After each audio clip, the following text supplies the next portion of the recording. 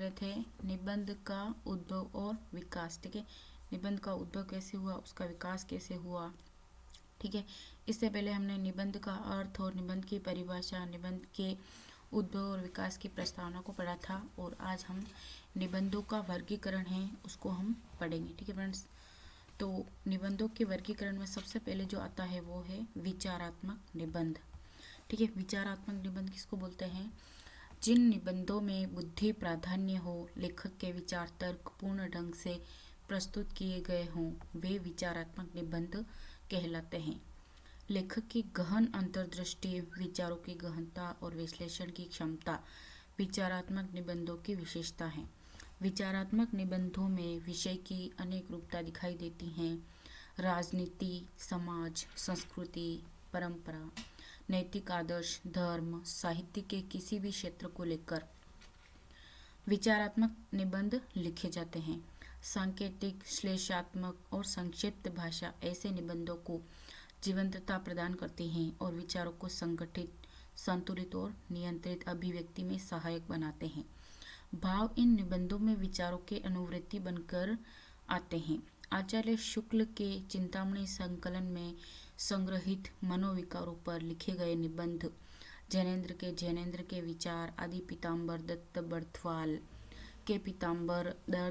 बर्थवाल के श्रेष्ठ निबंध, नंद दुलारे वाजपेयी के निबंध प्रायः विचारात्मक निबंध है। ठीक है फ्रेंड्स, इसको याद रखना है।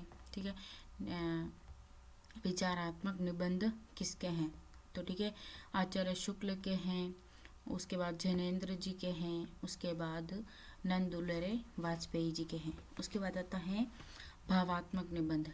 ठीक है, जिन निबंधों में भाव या रागात्मकता का प्राधान्य हो, ठीक है, हृदय की उन्मुक्त उड़ान हो, कल्पना का विशाल आकाश हो, भावनाओं की तीव्रता हो, वे भावात्मक कोटि के निबंध है। ठीक है, भावात्मक निबंध को भावनाओं से लिखे जाते हैं, ठीक है, कल्पना से लिखे जाते हैं, वो सारे निबंध आते हैं भावात्मक निबंध। ठीक है,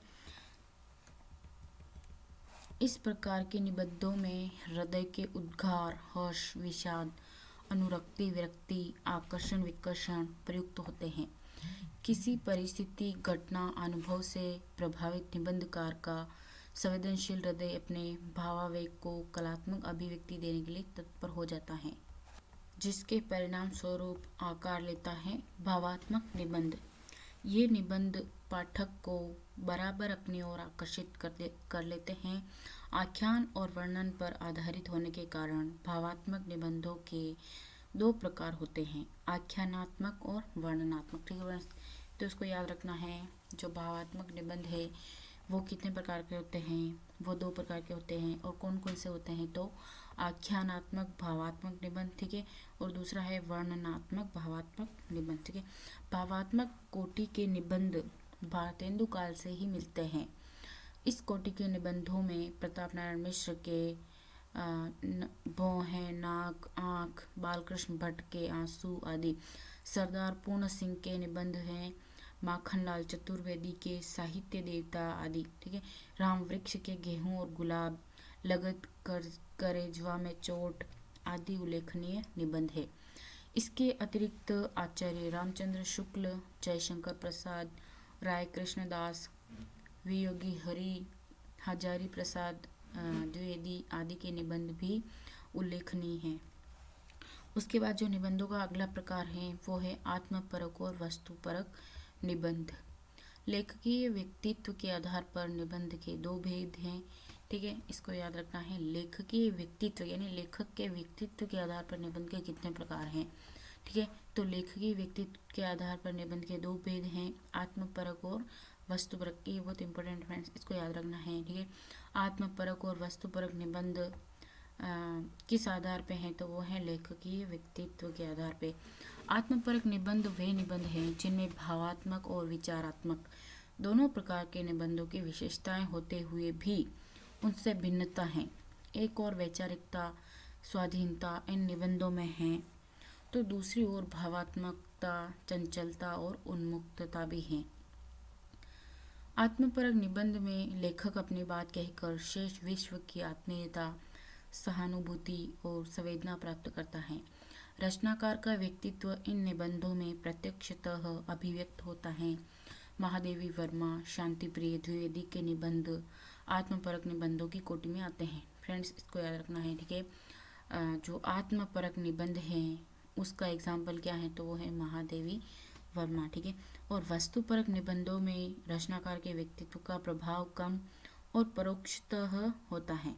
आचार्य रामचंद्र शुक्ल के निबंध मित्रता को हम वस्तुपरक निबंध कह सकते हैं, ठीक है। तो वस्तुपरक निबंध का एग्जाम्पल है मित्रता निबंध और उसके लेखक है आचार्य रामचंद्र शुक्ल, ठीक है फ्रेंड्स। उसके बाद जो अगला जो प्रकार है निबंधों का, उसके अंदर है वर्णनात्मक तथा विवरणात्मक निबंध। विषय प्रधान निबंधों का एक रूप वर्णनात्मक निबंधों में दिखाई देता है और दूसरा विवरणात्मक निबंधों में। वर्णनात्मक निबंध वजन प्रदान होते हैं और विचार, अनुभूति, कल्पना इन वर्णनों को प्राणवान बनाते हैं। किसी वस्तु, व्यक्ति, घटना, व्यापार आदि का विशेषतः प्राकृतिक वस्तुओं का वर्णन जब रचनाकार अपनी कल्पना शक्ति के बल पर करता है तो वर्णनात्मक निबंध अत्यंत जीवंतता के साथ निर्मित हो जाते हैं। पंडित बालकृष्ण भट्ट, आचार्य महावीर प्रसाद द्विवेदी, माधव प्रसाद मिश्र आदि निबंधकारों ने अनेक वर्णनात्मक निबंध लिखे हैं।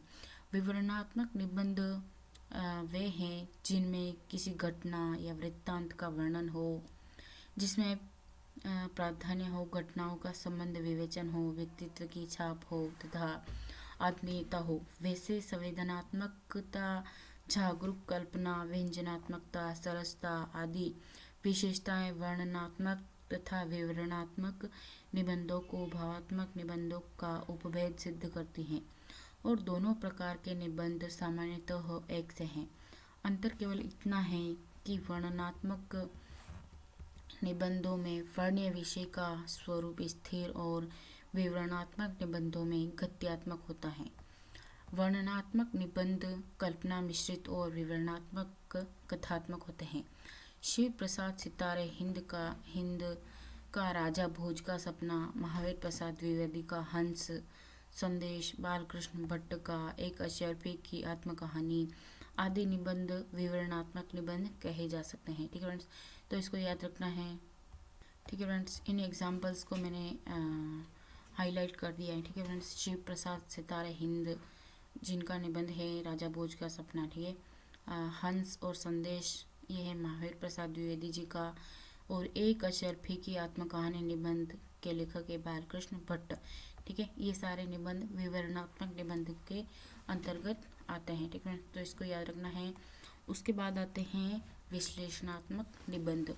शैली की दृष्टि से निबंधों में वर्णन और विश्लेषण दो शैलियाँ अपनाई जाती हैं। वर्णनात्मक निबंधों में विषय वस्तु का सीधे सीधे वर्णन किया जाता है और जब रचनाकार विषय वस्तु की गहन व्याख्या और विश्लेषण प्रस्तुत करता है तो निबंध को विश्लेषणात्मक निबंध की कोटि में रखा जा सकता है। निबंधकार की वैचारिक क्षमता का परिचय ऐसे निबंधों से ही मिलता है। आचार्य रामचंद्र शुक्ल के निबंधों को इसी कोटि में रखा जा सकता है। निबंधों के इन भेदों के अतिरिक्त वैयक्तिक निबंधों के एक विशिष्ट रूप एवं लेखन की विशिष्ट शैली के कारण हिंदी निबंध लेखन के क्षेत्र में ललित निबंधों की एक अत्यंत समृद्ध परंपरा का निर्माण हुआ है। वस्तुतः ललित निबंधों का पल्लवन भावात्मक निबंधों से हुआ है। मन की मौज या फक्कड़पन, पांडित्य, यायावरी, प्रवृत्ति, सूक्ष्म विचार शक्ति, लोक कथा, प्रेम आदि ललित निबंधों की विशेषताएं हैं। लालित्य के सृजन के लिए ललित निबंधों में गद्य काव्य शैली प्रमुख है। व्यंग्य का प्रयोग, गद्य का लालित्य, पदावली की कोमल कांतता तथा माधुर्य गुण संपत्ति ललित निबंधों को निबंधों के अन्य प्रकारों से विलक्षण सिद्ध कर देता है।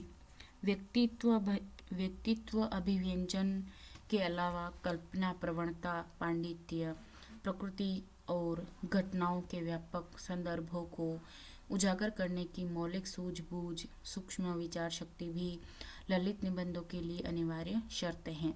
हिंदी निबंधों के प्रादुर्भाव से ही ललित निबंधों का उत्सव खोजा जा सकता है।